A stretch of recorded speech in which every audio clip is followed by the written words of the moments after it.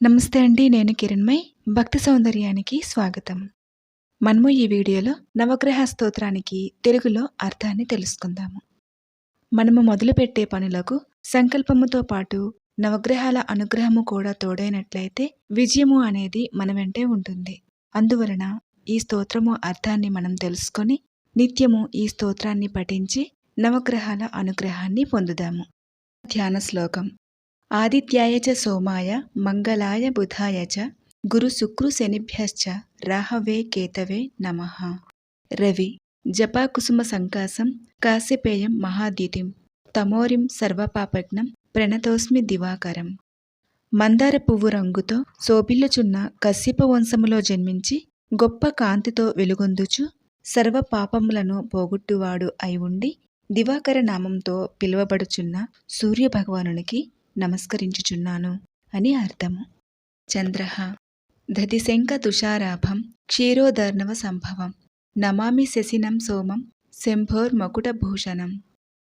పెరుగు, శంఖము, మంచుతో సమానమైన తెల్లని రంగు కలిగి పాల సముద్రము నుంచి పుట్టినవాడు శంభుదేవుని కిరీటమునందు అలంకార ఆభరణంగా ఉండుచు కుందేలు వంటి గుర్తు తనపై కలిగిన చంద్రునకు నా నమస్కారములు అని అర్థము.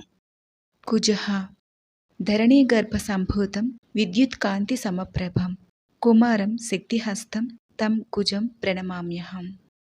భూమికి జన్మించినవాడు మెరుపు వంటి కాంతితో ప్రకాశించువాడు భూమి యొక్క కుమారుడు హస్తమనందు శక్తిని కలవాడు అయినటువంటి మంగళ అను నామముతో పిలువబడు కుజునకు నా ప్రణామములు అని అర్థము. బుధః. ప్రియంగు కలికాశ్యామం రూపేణ ప్రతిమం బుధం సౌమ్యం సౌమ్యగుణోపేతం తం బుధం ప్రణమామ్యహం. కదంబ వృక్షపు మొగ్గకి ఉండు లేత ఆకుపచ్చని రంగు కలిగి ఉండి ఆకారములో ఎవరితోనూ సాటి లేనటువంటి వాడే సౌమ్యుడు సౌమ్యగుణములతో ఉండువాడు అయినటువంటి బుధునకు నా నమస్కారములు అని అర్థము. గురుః.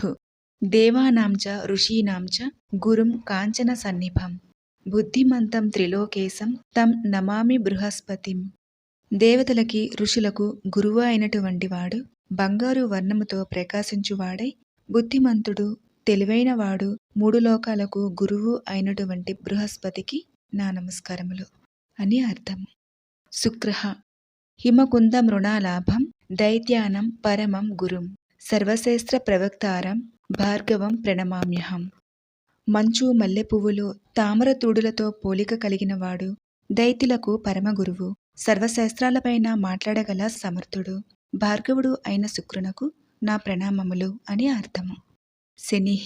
నీలాంజన సమాభాసం రవిపుత్రం యమాగ్రజం ఛాయా మార్తాండ సంభూతం తం నమామి శనైశ్చరం. నల్లని కాటుక వంటి రంగుతో ఉండువాడు సూర్యుని పుత్రుడు యమునకు సోదరుడు ఛాయాదేవి మార్తాండ సూర్యునకు జన్మించినటువంటి శనైశ్చరునకు నేను నమస్కరించుచున్నాను అని అర్థము. రాహుః. అర్ధకాయం మహావీరం చంద్రాదిత్య విమర్ధనం సింహికా గర్భ సంభూతం తం రాహుం ప్రణమామ్యహం. సగం శరీరము కలవాడు మహావీరుడు చంద్రుణ్ణి సూర్యుణ్ణి పట్టి విడుచువాడు హిరణ్యకశిపుని సోదరి అగు సింహికా గర్భంన జన్మించువాడు అయిన రాహువునకు నా ప్రణామములు అని అర్థము. కేతుః. పలాస పుష్ప సంకాసం తారకా గ్రహమస్తకం రౌద్రం రౌద్రాత్మకం ఘోరం తం కేతుం ప్రణమామ్యహం.